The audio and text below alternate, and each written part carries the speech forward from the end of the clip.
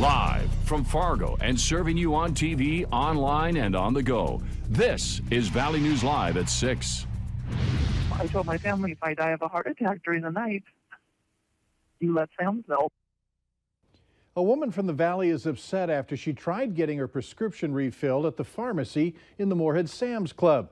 She ended up being turned away. Sam's is limiting the number of people that they let in at one time, and that's why she contacted our whistleblower hotline. Valley News Team's Melanie Palmer has more on what this woman wants other shoppers to know. Sam's Club shoppers are flooding into the Moorhead store. We're from Perham, and this is our third time coming here. And looking for some last-minute deals. It's been going fairly fast. About 20 minutes. Okay. Yeah.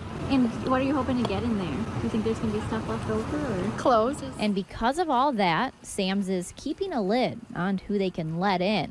They're only allowing 20 people in at a time. And a Moorhead woman who doesn't want to show her face is saying that didn't work for her. She uses the pharmacy there to get prescriptions refilled. And she needed medication immediately. I told one of the employees that I needed to get in and get my prescription for my high blood pressure pills, and he said, no, sorry, you have to come back tomorrow. She says she has to take this medication on a daily basis, and when she couldn't get it, she got scared. I have taken it for years, and it does bring strokes if you don't take it, or a heart attack. She ended up going back the next day to get her medication, but she's not the only one who has had this problem. Another shopper we spoke with says they had a similar experience. But after calling the pharmacy, the pharmacist told her to just come right in next time. In Moorhead, Melanie Palmer, Valley News Live. We tried contacting the store manager. He referred us to their corporate office. For all of you who use the Sam's Club pharmacy, the store's operator says all prescriptions will be moved to the Dilworth Walmart Pharmacy. The Moorhead Sam's Club will close next week. This story came to us through our whistleblower hotline. If you need help with a serious issue in your community, call 701-237-6576 and leave your tip. We'll do our best to get to the bottom of it. Anytime there's word of a record high in the Valley in January, that's reason to cheer.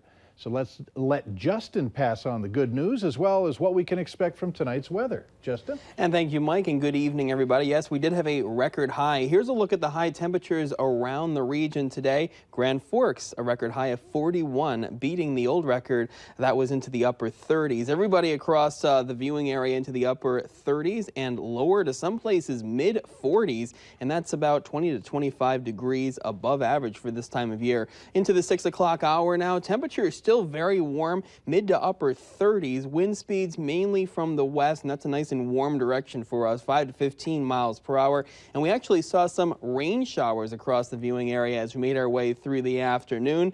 Now we are going to see mostly cloudy skies as we go through tonight. Temperatures falling from the mid 30s into the upper 20s. A nice and warm evening if you have plans. The more warm air will be on its way as we go through the weekend. We'll have the details later in the newscast. Let the record highs keep coming. Yep, that's a good idea. All right, thanks.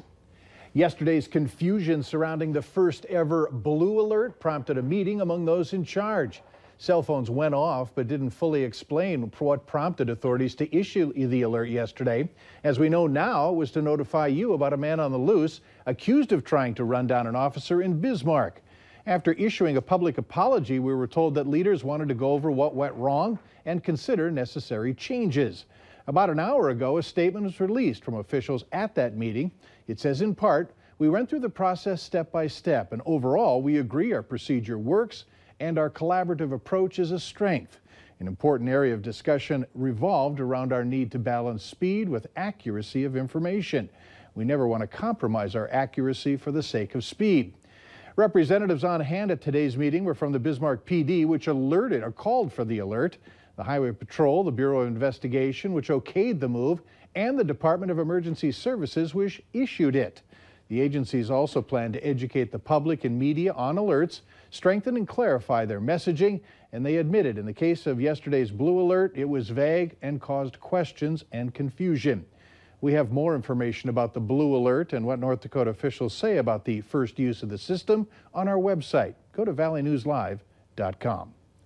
Meanwhile, the man accused of trying to run down the officer in Bismarck, Ulysses Villalobos, that's the man you see walking out front, is in a South Dakota jail tonight.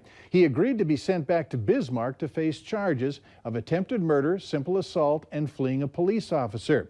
We're also learning that police are still looking for another man believed to be in the car involved in the escape. He's tall and of Latin descent. During yesterday's search for Villalobos, law enforcement stumbled upon another arrest. Deputies in Burleigh County say that they saw a man who fit Villalobos' description at the Bismarck Public Library. When the man saw deputies, he took off running. They were able to catch him and arrest him.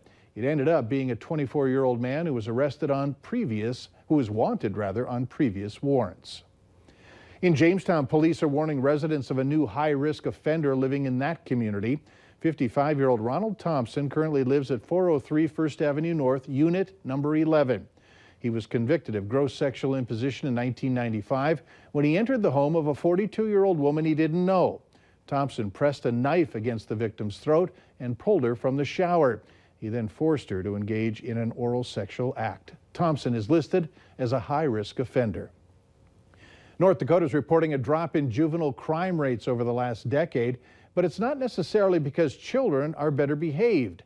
A director of juvenile court thinks that the state's decline in youth population is probably the reason why the crime numbers among juveniles is down. There was an increase in juvenile crime activity when more people were living in North Dakota and jobs and bringing young children along with them. Fargo police say a runaway teen from Williston could be in our area. A picture of Dayton Murray is on your screen right now. He was last seen wearing a black shirt, tan pants, white shoes, and a black baseball cap. He's 16, about 5 feet 9 inches tall, weighs about 150 pounds. He has brown hair and blue eyes. If you have any information as to where he's at, call Fargo Police. The phone number, 701-451-7660. Health officials say 2 more people have died from flu-related complications in the state of North Dakota, and that brings the number of flu deaths so far this season to 10. The latest deaths happened last week. The health department says there were 619 flu cases reported last week in the state, bringing the total seasonal cases to 2,520. 145 people have been hospitalized because of the flu. The widespread flu strain H3N2 can be especially hard on children and the elderly. Health officials predict that the flu vaccine will be about 30% effective this year. There could be some traffic downtown, in downtown Fargo this weekend. The Women's March is this Saturday. It starts at 1 p.m. Could cause some traffic problems for drivers in that area. The march will start at the Civic Center. It's going to head north to 4th Avenue North, west to Broadway, south to 1st Avenue North, then east to 4th Street North, and then return north to the Civic Center.